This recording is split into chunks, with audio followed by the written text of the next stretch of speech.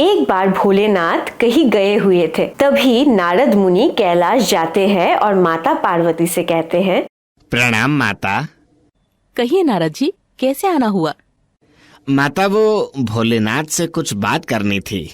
वो हैं क्या? वो तो बाहर गए हैं। अगर ज्यादा जरूरी बात है तो आप मुझे बता दें, मैं उनसे कह दूंगी। क्षमा कीजिए माता, थोड़ी व्यक्तिगत बात थी। आपके भोलेनाथ और मेरे बीच कोई व्यक्तिगत बात नहीं होती। नहीं माता, इस संसार में ऐसा कोई नहीं जो भगवान शंकर के सारे रहस्य को जान सके। उनके अंदर अनेकों गुण, रहस्य और विद्या समाहित है।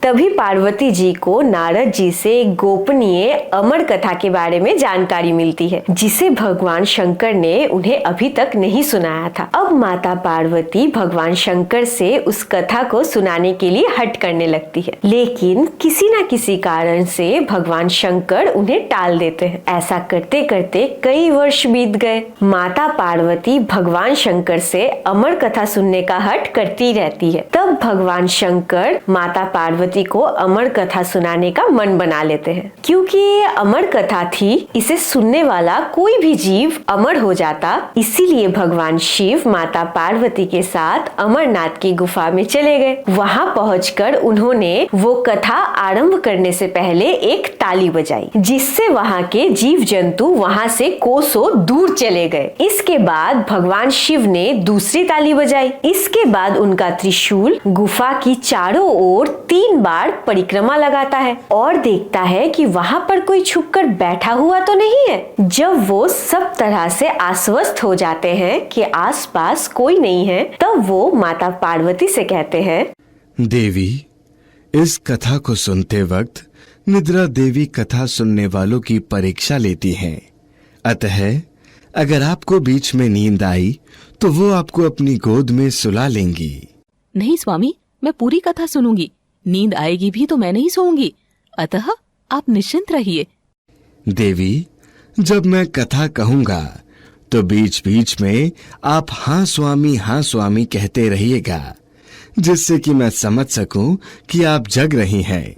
जैसे ही भगवान शिव कथा आरंभ करने वाले होते हैं, तभी वहाँ पे एक तोते के घोंसले में मौजूद हुआ अंडा फूट जाता है। उससे वो तोते का बच्चा बाहर आ जाता है और भगवान शिव की अमर कथा सुनने लग जाता है। अब हम ये तो जानते ही हैं कि तोते की ये आदत होती है, वो जो चीज बार बार सुनता है उसे सीख जाता है। और अब ऐसा होता है कि कथा के बीच में माता पार्वती को नींद आ जाती है और वो सो जाती है। ऐसे में उस तोते के बच्चे को लगता है, अगर माता ने हाँ स्वामी नहीं कहा तो भगवान का कथा से ध्यान हट जाएगा, और तब माता के जगह वो तोता हाँ स्वामी बोलने लगा। भगवान शिव तो कथा कहने में लीन थे, इसलिए उनका ध्यान इस ओर नहीं गया। लेकिन थोड़ी ही देर में भगवान शिव माता की ओर मुड़कर पूछते हैं, देवी, आप समझ रही हैं ना? देवी, आप तो सो रही हैं। क्षमा करें प्रभु, मुझे नींद आ गई थी। आप फिर से कथा कहें, अब मैं नहीं सोऊंगी। लेकिन देवी, अगर आप सो रही थी तो बीच में हाँ स्वामी कौन बोल रहा था? ये सोचकर भगवान शिव चारों ओर नजर दौड़ाते हैं तो वो उस तोते के बच्चे को देख लेते हैं और क्रोधित होकर अपना त्रिशूल लेकर उसे मारने के लिए दौड़ते हैं। लेकिन अमर कथा सुनने के कारण वो पक्षी अब दिव्य ज्ञान वाला हो गया था। जब भगवान शिव उसे मारने के लिए जाने लगे तो वो पक्षी भी अपनी जान बचाने के लिए भागने लगा। भागते भागते वो तीनों लोग घूम गया, लेकिन उसकी रक्षा करने वाला उसे कोई नहीं मिला। तब वो व्यास जी के आश्रम में पहुंचा। तभी व्यास जी की पत्नी ने उबासी ली और वो तोता मुख के द्वार से होते हुए उनके गर्भ में जाके पहुंचा। और जब भगवान शिव जी वहां पे आए तो व्यास जी उन्हें देख के कहते हैं, हे देवों के देव महादेव, व्यास मुनि का प्रणाम स्वीकार करें। लेकिन भगवान, आप तो बहुत ज्यादा क्रोधित नजर आ रहे हैं। ऐसा क्या हो गया है भगवान? व्यास जी, उस शुक पक्षी ने चोरी की है, आज मैं उसे नहीं छोड़ूंगा। हे महादेव, उसने ऐसी कौन सी वस्तु चोरी कर ली जिससे आप इतने क्रोधित हो गए हैं? आप तो भोलेनाथ हैं, बिना मांगे सबको सब कुछ दे देते हैं। उसने चोरी से मेरी अमर कथा सुन ली है। हे भगवान, अब जबकि उसने आपकी अमर कथा सुन ली है तो आप उसे मृत्यु कैसे दे सकते हैं? वो तो अमर हो चुका है। ठीक है, अगर मैं उसे मार नहीं सकता तो उसे बंदी बना लूंगा। 9 महीने बाद जब वो माता के गर्भ से बाहर आएगा तो मैं उसे बंदी बना लूंगा। इधर माता के गर्भ के अंदर वो पक्षी सब बात सुन रहा था। अगर भोलेनाथ 9 महीने तक मेरे बाहर आने का इंतजार करेंगे तो मैं 12 साल तक बाहर नहीं आऊंगा। मैं यहीं ध्यान लगा कर रहूंगा। इस तरह 9 महीने बीत गए, लेकिन वो पक्षी माता के गर्भ से बाहर ही नहीं आया। तब भगवान शंकर ने उस पक्षी को मारने का विचार त्याग दिया और वहाँ से चले गए। वो सुख पक्षी व्यास जी के पत्नी के गर्भ में 12 वर्ष तक रहे। उन्हें हर तरह के विद्या का ज्ञान हो गया। उन्होंने माया से पृथ्वी लोक के प्रभाव को भी देख लिया, जिसके वजह से वो माता के गर्भ से बाहर नहीं आना चाहते थे। लेकिन व्यास जी की पत्नी को अब अत्यधिक पीड़ा होने लगी। तब भगवान कृष्ण वहां आए और सुख से बाहर आने का आग्रह किया।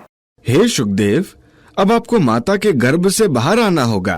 गर्भ के अंदर से सुखदेव जी ने कृष्ण से कहा, ये दुनिया माया से भरी है। मैं इस माया के जाल में नहीं आना चाहता। ठीक है, मैं तुम्हें वरदान देता हूँ कि तुम्हारे ऊपर माया का प्रभाव नहीं होगा। और ये सुनकर सुखदेव जी बाहर आ जाते हैं। प्रणाम भगवान, प्रणाम माता, प्रणाम पिताजी।